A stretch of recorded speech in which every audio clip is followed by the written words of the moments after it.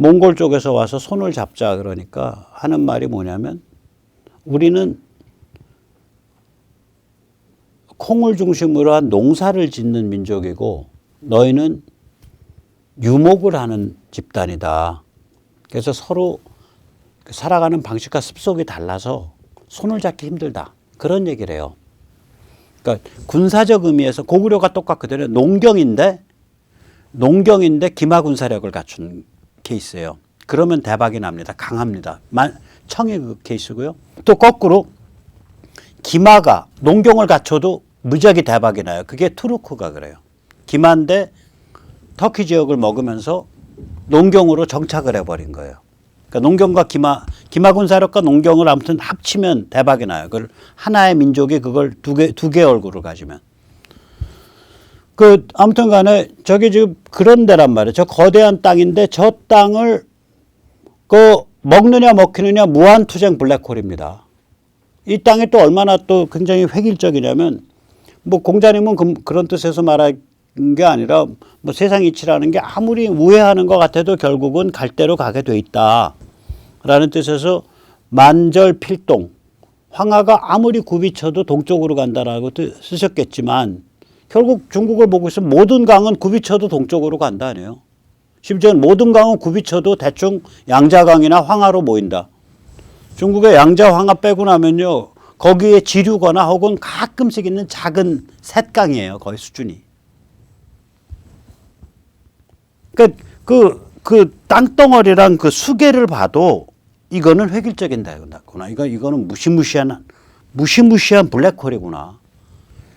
먹으면은 황제 되는 거고, 뭐 그 사치와 향락이라는 게 무지막지한 거고, 지면은 정말 벌어지다 못한 인생 되는 거고, 그렇게 3,500년 동안 목숨을 건 투쟁을 한대요, 저기가. 그러니 우리는 그 옆에서 이렇게 붙어 있는 조그만 지역인데 여기가 10세기까지 거란 침공 때까지는 기마군사력이 못 들어온 데잖아요. 왜 그러냐면 편자가 없으니까 이 말 발굽에 씌우는 이 U자형 이게 없으면은 이 딱딱한 땅이나 이 자갈길을 못 밟아요. 그러니까 달리는 말에서 활을 쏠 수 있게 된 거는 4세기인데 고구려 무용청에서 나오듯이 그때는 안장이 발로 딛고서 딱 버틸 수 있는 프레임 안장이 나왔으니까 그 4세기인데 그래도 4세기에서 10세기까지 그 600년 동안은 그 무시무시한 그 기마군사력에 갈 수 있는 데는 부드러운 흙이 있는 데밖에 없는 거예요. 이 기마군사력이 아무 땅이나 막 들어가게 된 거는 언제부터냐면은 저 때부터인 거예요. 그러니까 그 10세기 거란 침공 때부터 우리. 그 고려 말이 굉장히 험한 때죠. 거란 침공 있고 그 다음에 곧바로 몽골 침공 있고 그리고 고려 망해버리고. 한반도는 그러면 10세기까지의 축적된 역량 가지고 동화되지 않는 변방, 동화시킬 수 없는 변방으로 1000년을 버틴 겁니다. 우리 조상들이. 그리고 버티기 정말 어렵죠.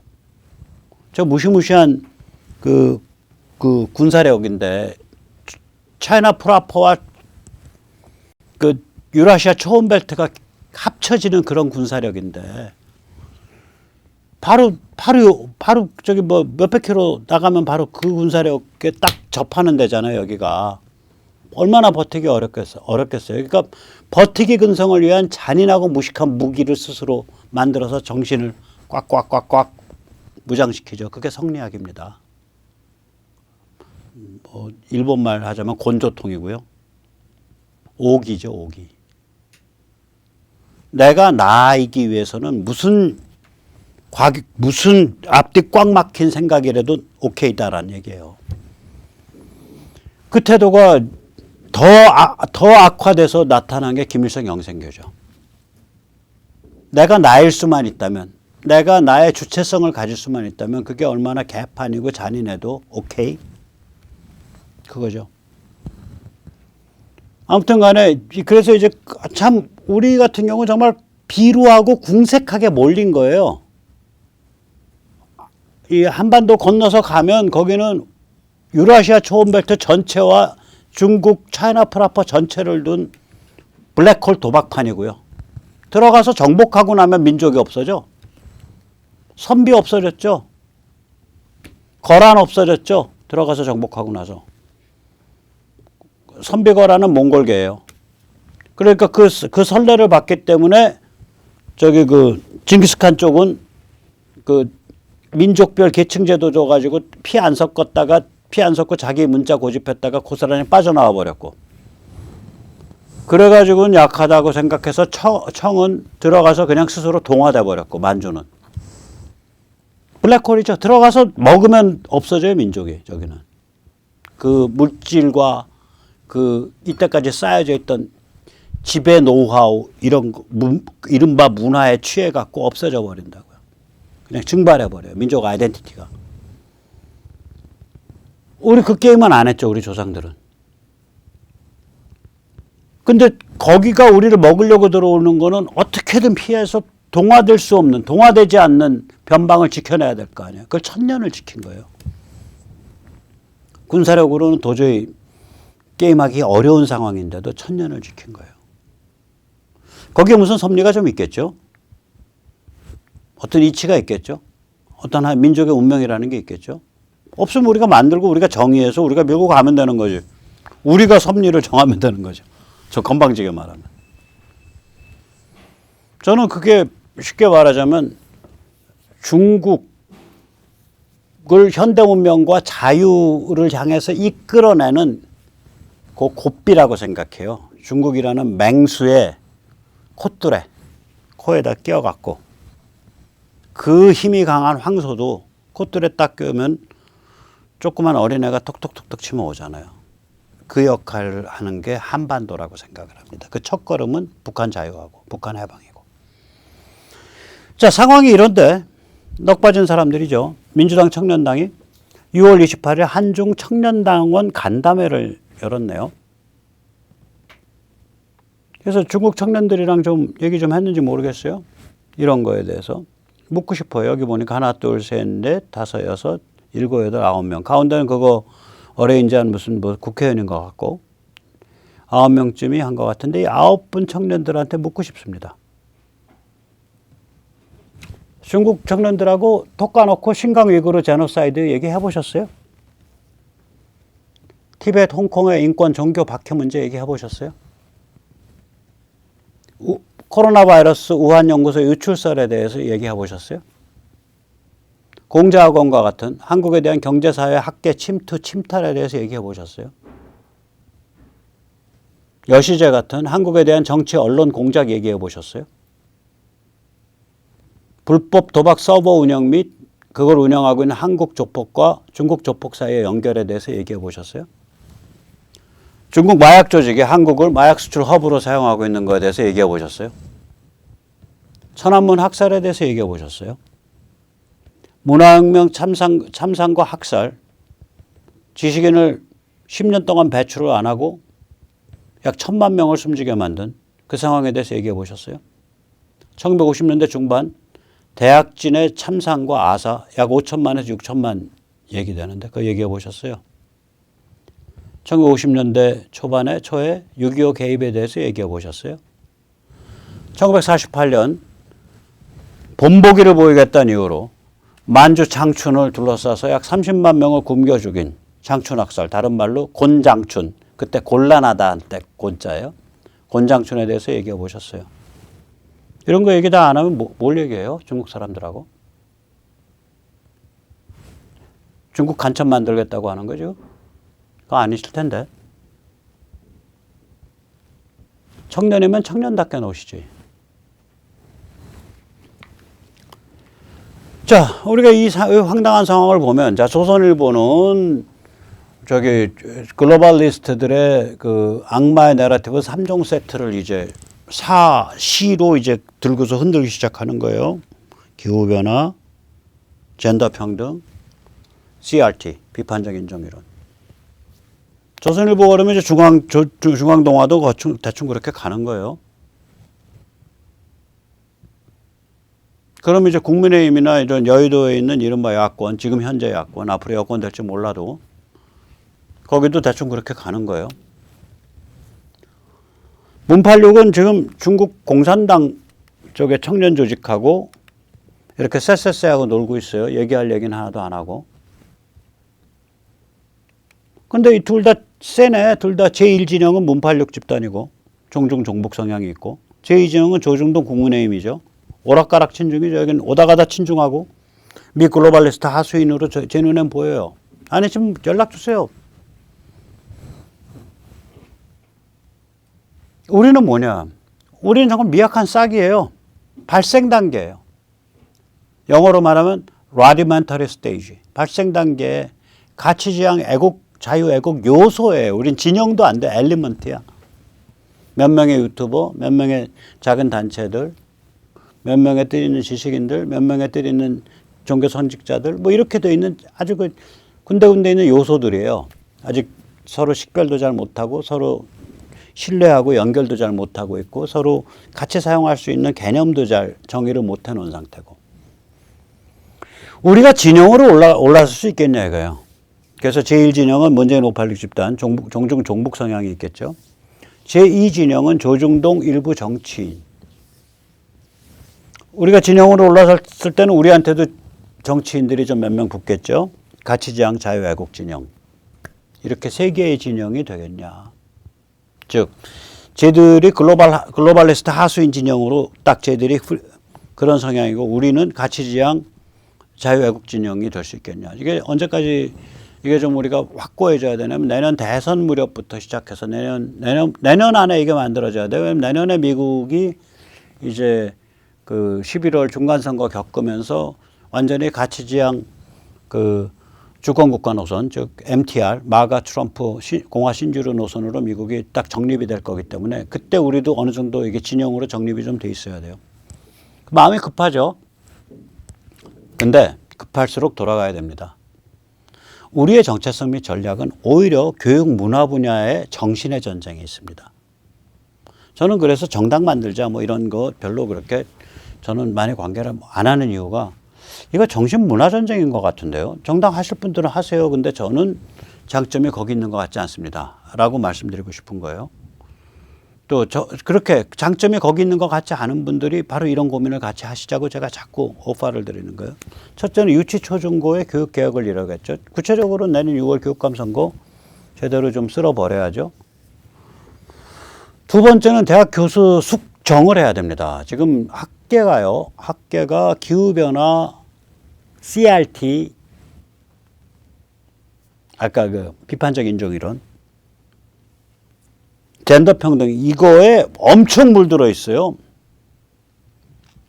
특히 종교 백그라운드 가진 학교들, 예를 들어 성공회대, 서강대 이런 데들 굉장히 심해요. 이거 이대 무지하게 심합니다. 이대면 대한민국 페미 1번지 아니에요. 젠더 평등 1번지가 이대인데 지금 족탈불급이 1번지예요. 어떻게 숙정할 거냐. 그러려면 이 조교수 때부터 혹은 박사학위 논문서부터 그걸 분석을 하면서 마킹들을 쫙쫙 해놓고 있어야 돼요. 다행히 학진에 그런 데이터베이스가 다 쌓이니까 지금은. 그럼 누군가는 그 수많은 논문을 보면서 그 논문 하나하나를 다 마킹하고 있어야 된다는 얘기예요. 학맥을, 주요 학맥을, 그리고 그 제자들 그 학맥 라인들을. 그래서 계속해서 공격을 해줘야 돼요. 그럼 저 사람들이 예를 들어서 우리나라 특징이 뭐냐면요. 자기 사상 좀 아닌 것 같다 그래서 자살한 좌파 또라이 있어요? 프랑스 가면 있어요. 들레즈. 알도 있어요. 여기는 없어요. 자기가 한계 체험, 목숨을 내놓은 한계 체험을 통해서 내가 인생의 그 존재 의미를 찾는다. 그래서 수없이 자해소동, 자살소동으로 인생을 겪다가 나중에는 에이즈 걸려서 죽어버린 그런 세계적 철학자 있어요, 우리나라에? 프랑스 철학자 미국 가서 근무하다 죽은 푸코. 거긴 있어요. 여기는 없어요. 여긴 다 웰빙이에요. CRT 떠들고 기후변화 떠들고 젠더평등 떠들면 사회적 처신 편하고 출세 좀 더 진급할 것 같고 좀 더 뭐 어디서 이렇게 연구비 끌어오기 좋을 것 같으니까 떠드는 거예요. 실제로는 자기 집 가면은 전혀 안 그래. 돌아서면. 따라서 여기에 지식인들은 그러니까 확신범들이 없어요. 사상범들이 굉장히 드물어요. 너 그 생각 가지고 네 인생 다 불태울 거야? 나 불태워. 이런 사람이 없다고요. 여기 거의 없어요. 이 얘기 무슨 얘기냐? 마킹해서 공격하면 버르장머리 잡혀요. 그 마킹해서 공격을 하려고 그러면 한 달에 5천만 원, 1억은 써야 돼요. 그래야 그 연구소를 돌릴 거 아니에요. 그래야 그 논문을 읽고서 이 사람 평가를 하는 사람이 나올 거 아니에요. 이런 걸 우리가 할 준비를 해야 된다고요. 그러면서 거기서 비평, 담론, 종교의 개혁이 일어나야 돼요. 그러면서 이런 게 힘이 쌓이면 연애, 대중예술의 혁신이 일어나게 돼요. 왜냐하면 창작론과 미학, 창조론과 저는 대한민국 미학책이 진중권의 미학 오디세이밖에 없는 상태에서 K-웨이브가 떴다는 게 기적이라고 봐요. 진짜 K-웨이브를 뒷받침할 수 있는 아름다움에 관한 철학이 만들어져요. 미학이. 이런 게 쌓여야 만들어질 거 아니에요. 그래야 대중예술이 나오죠. 그 창작 방법론이 나오니까. 그게 누보 K-웨이브죠. 신 K-웨이브. 즉 우리는 정신의 전쟁에 포인트가 맞춰져야 돼요. 저는 그래서 감히 말씀드리면 이른바 보수, 이른바 우파의 시민 지도자 한다는 분들이 이 정신의 전쟁을 내가 어떻게 하면 도울 수 있냐, 어떻게 하면 내가 할 수 있냐를 가지고 심오하게 고민하고 실천하지 않으면서 리더십만 탐낸다면 의심해야 된다. 차라리 그냥 정당하세요. 시민 쪽은 아예 얘기를 하지 마세요. 종교 쪽도 얘기하지 마세요. 그냥 프로페셔널하게 정당하세요. 그게 정직한 겁니다. 제가 느닷없이 참 마음에 안 드는 아저씨, 숨진 리형이의 사진을 박아놓은 이유는 우리 중에서도 저런 사람의 인생 패턴을 고민하는 그런 사람이 나와야 돼요. 리형이 씨는 자기 자서전을 거의 안 썼기 때문에 잘 모르지만 일단 저 사람이 거제도 아이오 출신이거든요. 월남을 했을 거예요. 아무튼 거제도 아이오라 그러죠. 인터프리테이션 오피서, 통역장교. 저희 집안에는 그 경성제대 다니다가 이제 일제 때 나중에 그게 이제 국립대학으로 바뀐다니까 국대한 반대를 한 남노당 세포로서 하다가 지리산에 빨치산 입산했다가 6.25 터지고 나니까 겁이 나가지고 집안 저희 아버님 끈대서 내려와서 자수해서 그 우남 이승만 정부가 굉장히 너그러운 데가 있었어요. 그 어린애들 그거 처벌해서 뭐하냐. 너 똑똑하다며. 너 통역장교해. 통역장교를 보냈어요. 그러니까 통역장교 안에는 굉장히 색깔이 진한 사람들이 많았습니다. 저는 리영희 씨가 그랬다고 못을 박는 건 아닌데 그렇게 해서 통역장교를 갔는지 안 갔는지도 모르겠고 아무튼 그 물이 그런 물이 많았을 거다라고 저는 추정을 해요. 저희 바로 가까운 집안 어른이니까 그렇게 인생을 사는 분이.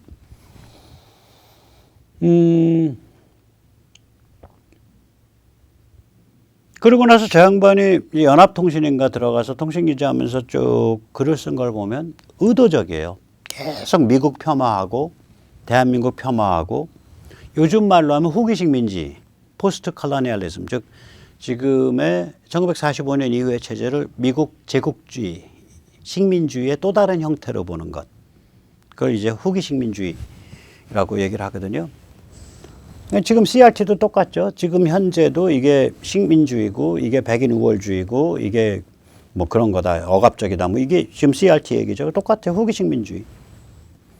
근데 그런 관점으로 보는 거예요. 미제가 지배하는 것 그리고 진보적이고 정의로운 사회주의 진영.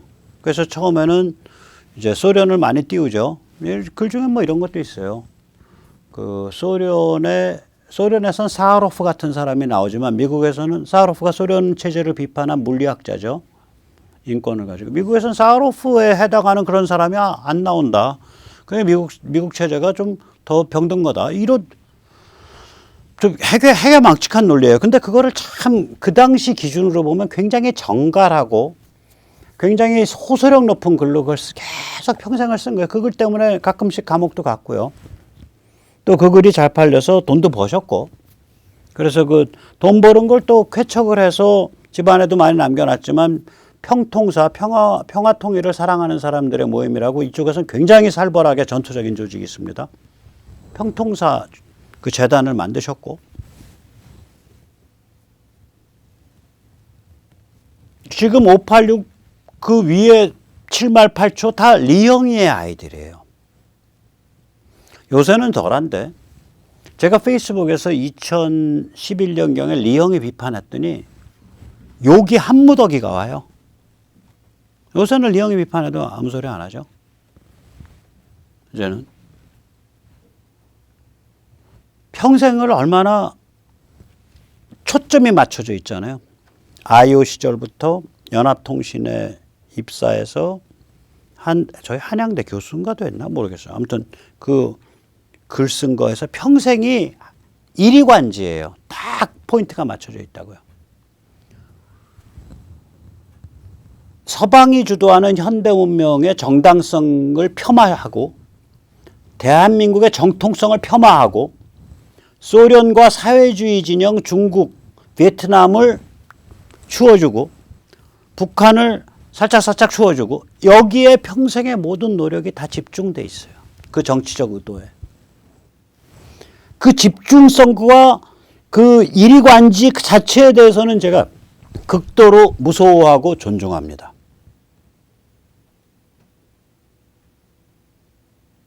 보수에 이런 사람 있나요? 자유진영에? 백모? 전 10년밖에 안 돼요. 그리고 벌써 이미 다 늙었어요. 앞으로 가동할 시간 10년 조금 더 있을 똥말똥해요. 이 사람은 부끄러운 얘기지만 제 나이로 치면 30살부터 한 거예요. 그럼 저는 20년을 까먹고 들어왔다고요. 이 바닥에. 저는 리영이의 발바닥에 때도 못 댑니다. 그 초지일관, 그 지능성, 그 집요함에 이르러선. 저는 앞으로 그런 사람들이 이쪽에 많이 나올 수 있길 바랍니다. 우리 이 싸움 긴 싸움입니다. 이 싸움은 근본적으로는 인류가 현대 문명을 감당할 수 있냐라는 것에 관한 싸움입니다. 근본적으로는. 그 화두가 이렇게 표현도 되고 저렇게 표현도 되고 저렇게 표현도 되고 계속 그 화두가 다르게 표현되는 거예요. 현대 문명은 시간이 갈수록 점점 더 굉장히 고도화되고 있고. 그래서 이 싸움은 계속 가는 싸움이에요. 이런 싸움 없으면 인생 별로 재미없겠죠. 영어로 말해서 전쟁터에 오신 걸 환영합니다. Welcome to the battlefield. 네, 오늘 여기까지 모시겠습니다.